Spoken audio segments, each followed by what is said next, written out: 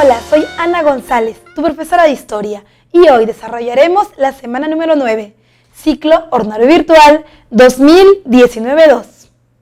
Ahora nos vamos con las preguntas. Dice, pregunta número 1. Con respecto al proceso de invasión española sobre América y el Tahuantinsuyo, establezca las afirmaciones correctas. Ok, entonces lo primero que vamos a hacer en esta pregunta es ubicarnos, ¿ok? Nos habla de la invasión española sobre América y el Tahuantinsuyo. Eso quiere decir que primero vamos a hablar, o vamos a ver seguramente algunas referencias de la llegada o las causas de la llegada de los españoles a América. Vamos a ver un poco de Colón y después vamos a ver el Tahuantinsuyo, ¿ok? Son dos procesos diferentes. Recuerda, Colón 1492 y el caso del Tahuantinsuyo 1532, ¿ok? Vamos. Dice, ítem 1. Inmediatamente después de la caída de Constantinopla, se inició por la corona española nuevas rutas comerciales hacia Oriente. Eso es falso. Falso, pequeño. ¿Por qué? Porque tú recuerdas que la corona española debió primero resolver algunos conflictos que tenía de manera interna, ¿no? Y no solamente conflictos de tipo económico, sobre todo de tipo político, como por ejemplo unir, ahora sí de manera cuajada, la relación política que se había logrado tras el matrimonio de los reyes católicos, porque Fernando e Isabel van a convertirse en la primera dinastía de España, pero tenía que cuajar bien esta para poder ser sólida políticamente y económicamente para llegar a América. Entonces, tu primer ítem es falso. Dice, Cristóbal Colón, gracias a la capitulación de Toledo, inició sus viajes que le llevaron a descubrir la actual América. Eso es falso también. Acuérdate. Una capitulación es un permiso, ¿verdad? Nos quedó muy claro en la clase. Es un permiso, es el permiso que Colón le pide a la reina Isabel, pero no es la capitulación de Toledo, acuérdate. En capitulaciones tenemos dos, capitulación de Toledo y capitulación de Santa Fe. Santa Fe es Colón. Toledo es Pizarro. Eso quiere decir que la de Colón es de América y la de Pizarro la del Tahuantinsuyo. Entonces, está muy bien lo que te han dicho, que Colón, con una capitulación, inicia sus viajes, pero no es la capitulación de Toledo, sino es la capitulación de Santa Fe. Por eso también el segundo ítem es falso. 3 dice, en su segundo viaje, el viaje de descubrimiento, Pizarro logró tener contacto con el pueblo de los Tumpis, en el norte del Chinchaysuyo. Eso es verdadero. ¿Cómo sé, profesora, que es verdadero? Recuerda que el pueblo de los Tumpis es el pueblo originario de los Tayanes, de los cuales se había encontrado Pizarro, no había encontrado esta balsa con indios de origen Tumpi, pero de sociedad Tayán, que le va a permitir saber que está muy cerca del Tahuantinsuyo y de esta manera salir hasta Europa a pedir ayuda a la reina, en este caso a la corona española, para la conquista del Perú. ¿Ok? Eso es verdadero. Dice, el conflicto de la élite incaica y el deseo de autonomía de diversas etnias facilitaron el dominio español sobre el Tahuantinsuyo. Totalmente verdadero. Acuérdate que el Tahuantinsuyo no era una nación, nunca lo fue, nunca lo intentó ser tampoco.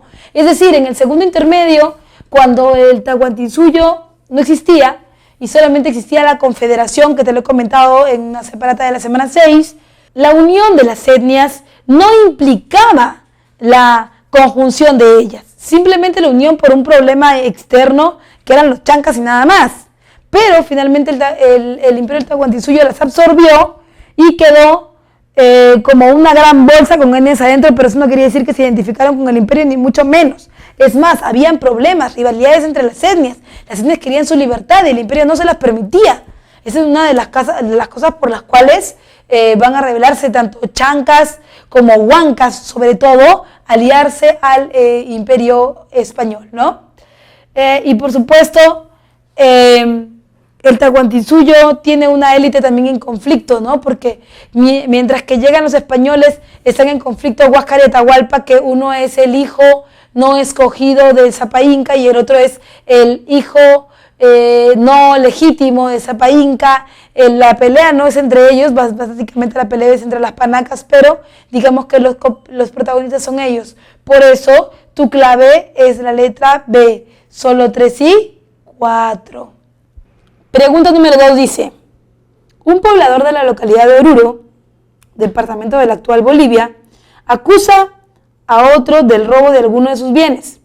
El sistema virreinal, dicha denuncia, debía ser atendida en primera instancia y si alguna de las dos partes no estaba de acuerdo con el veredicto, podía apelar a la instancia inmediatamente superior que era en su caso. Muy bien. Te dice un poblador de la localidad de Oruro, que hoy es el departamento de Bolivia. Vamos a ver cómo se resuelve esta pregunta. Y dice, bueno, hay que tomar en cuenta primero que el sistema colonial estaba conformado por diferentes instancias, ¿no? Entre ellas, la instancia que estaba liderada por un gobernador provincial, ¿no? Que es la instancia que le sigue en menor rango a la audiencia de Lima. En ese momento solamente había una real audiencia, pero se podía apelar, ¿no? a la audiencia para exigir cosas hasta que ya en última instancia tendríamos que ir al Consejo de Indias, ¿no? En la práctica, solo los casos donde se jugaban grandes propiedades, muchos recursos económicos o prestigio de las clases más acomodadas, llegaban hasta instancias diferentes de las decisiones del corregidor, o sea, a Consejo de Indias llegaba solamente la gente con mucho billete, digamos que la gente del rancio abolengo virreinal, más los pobladores no. Para el ejemplo que nosotros hemos visto aquí en la pregunta, Oruro era parte de la actual Bolivia y la Administración de Justicia en segunda instancia que manejaba este territorio de la audiencia de Charcas, por lo tanto le correspondía la audiencia de Charcas. Ahora, la que era inmediatamente superior a ella, por supuesto, era la audiencia de Lima. Por eso tu clave es la letra D. No te olvides, la instancia más importante para el caso de Oruro, la audiencia de Charcas. Si ya no se podía con la audiencia de Charcas, que era lo regional, venías a Lima. Si ya no se podía con lo de Lima, ibas a España, pero normalmente a España solamente llegaban las familias más pudientes con los problemas, entre comillas, económicos más fuertes que había en el virreinato. ¿Bien? Ahora sí vamos con la pregunta número 3 rápidamente. Pregunta número 3 dice, las causas de la caída en la producción de plata variaban. Por ejemplo, en Potosí, la caída de la producción fue abrupta, bajando su valor de algo más de 7 millones de pesos en 1600 a casi 4,5 millones de pesos en 1650, para finalmente llegar a apenas 2 millones en 1700. Algunas eran estructurales, tales como las inundaciones debidas a los socavones cada vez más profundos, el incremento en el costo del mercurio para el proceso de refinación y la baja en la calidad del mineral. Podemos atribuir otras causas a la deficiente administración de las remesas de mercurio, los impuestos más elevados, la creciente escasez de mitallos y los periódicos toletoles en minas aisladas. Estos problemas contribuyeron a elevar los costos y el descenso de la producción minera. Problemas similares afectaron la producción de mercurio en Huancavelica, que también cayó abruptamente de más de 598.000 kilos en 1582 a menos de 92 kilos en 1689. Peter Claren nació en Sociedad en la Historia del Perú, de la página 108, esta es la edición del IEP del año 2012, y te pregunta, en base al texto sobre la minería en el Virreinato del Perú del siglo XVII, podemos llegar a la conclusión que seguramente muchos tendrán en su cabeza ahorita el cambio de Potosí, pero para las reformas borbónicas. Ten mucho cuidado. En este caso no estamos hablando todavía de las reformas borbónicas. 1600 es reformas toledanas. Lo que estamos viendo en este momento es el gran problema de cómo se administran las minas. Lo primero es que hay un problema técnico, totalmente, ¿no? De cómo se saca el metal. Estamos haciendo socavones en donde se deja filtrar el agua, que es la que va a diluir, entre comillas, la primera capa entre la tierra y el metal. Y eso va a hacer que se creen aniegos, y los aniegos van a ser como grandes huecos que terminan por horadar la tierra. Y al horadar la tierra, entonces perdemos no solamente estabilidad, sino también perdemos parte de la estructura de la mina. Por lo tanto, hay derrumbes, se diluye rápidamente el metal, el metal es llevado por las corrientes de agua o inclusive tapado por los mismos aniegos. Entonces hay una disminución del metal. Por otro lado también nos habla de la caída del valor del mineral del año 1600 al año 1650, ¿no? Porque aparecen otras minas, por ejemplo, en Canadá, por ejemplo, en México, que se vuelven nuestra competencia directa, ¿no? Y que también eso provoca que se necesite hacer una reforma. Y la otra reforma es la reforma de la mano de obra, en donde el virrey Toledo necesita reorganizar la mitad minera, que le permita a él, por ejemplo, tener en cuenta quiénes van o quiénes no van a la mitad a partir de las reducciones. Entonces, esos tres problemas que tenemos de la mano de obra, de la infraestructura y de la demanda son los que van a hacer cambiar directamente a la producción minera en el Perú. ¿A qué conclusión podríamos llegar con eso? A que tanto los centros mineros de Potosí como el de Huancavelica eran altamente complementarios, pero hay un problema del alza de los precios, ¿no? Sobre todo en Europa. Si bien es cierto, hemos dado nuestras características de por qué se ha disminuido y qué relación existe entre Potosí y Huancavelica, podríamos cerrar la idea diciendo que las causas de la producción platera se reducen drásticamente a lo largo del 17, pero una de las causas más evidentes, obviamente, es la producción, también el problema de la producción de mercurio, que es un elemento que acompaña, que complementa, que necesita a la plata. Sin Huancavelica no hay Potosí, y es por eso entonces que entramos en una crisis demasiado fuerte, ¿verdad? Entonces, el incremento del precio del metal es cada vez menor al de la producción en Potosí, ¿no?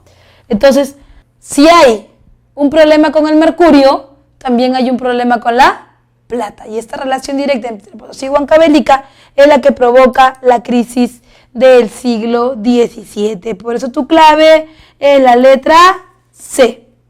Pregunta número 4 dice: en relación al virreinato peruano, establezca el enunciado correcto. Te preguntan por la organización del virreinato peruano. Ojo, hablamos de virreinato, ya propiamente dicho, cuando ya hemos pasado por las reformas toledanas, ¿ok? Dice: un medio por el cual se garantizó el freno de las herejías protestantes contra la Iglesia Católica en el virreinato peruano fue con los procesos realizados por el Tribunal Santo Oficio de la Inquisición. Bien, sí es cierto que Santo Oficio se crea para frenar las herejías, ojo, no para matar a la gente, no para destruir el cuerpo, para castigar el alma, que es otra cosa, ¿ok? Dice: los indios de cédula se trasladaban hacia otras provincias, convirtiéndose así en forasteros en este nuevo espacio territorial, pero su condición era exactamente la misma. Eso es falso, falso. Recuerda que los que se transportan no son los indios de cédula, porque los indios de cédula son los indios de la nobleza. Los que se transportan son los indios del común, o también llamados mitimaes. La B entonces no puede ser. Dice: la institución americana que controlaba el comercio interno y evitaba eficazmente el contrabando desde Europa en la región fue el Tribunal del Consulado. Eso es falso. ¿Por qué? Porque el Tribunal del Consulado no se encarga de la relación comercial entre Europa y América. Se encarga simplemente de la organización económico-comercial dentro del Virreinato del Perú. ¿ok? Y finalmente dice, las grandes cantidades de plata obtenidas en las minas de Huancavelica convirtieron a España en la mayor potencia económica y mundial del siglo XVI. En realidad en Huancavelica no extraemos plata, en Huancavelica extraemos mercurio, que es el elemento complementario, como vimos en la pregunta anterior, es el elemento complementario del metal que sacamos ahora sí de la mina de Potosí. Entonces, sin lugar a dudas, tu clave es la letra A, dice, un medio por el cual se garantizó el freno de las herejías protestantes contra la Iglesia Católica fue la Inquisición. Y yo te lo decía en una pregunta en la que veíamos cuál era el inicio o el elemento básico de la Iglesia Católica en América, que era el Concilio de Trento, que nos permitía entonces crear Inquisición, e Inquisición nos permitía evitar el avance de las ideas protestantes, como por ejemplo de la de Calvino, ¿no? Las ideas calvinistas llegan acá a América, inclusive con un hombre muy conocido seguramente, y que algunos de ustedes habrán escuchado su nombre, Mateo Saladé o Mateo Salado, ¿no? Que fue quemado vivo por hereje y por hablar de más con los indígenas e intentar convencerlos de que la Iglesia Católica no tenía el gran poder que decía. Por esa herejía es que muere Mateo Salado, y es el mecanismo por el cual la Iglesia Católica frena las herejías protestantes, tanto calvinistas como luteranas y anglicanas en América. Es por eso que tu clave es la letra A. Como tú ya sabes, cada semana esta separata ha llegado a su fin. No olvides que la próxima semana tenemos una nueva cita. ¡Chao!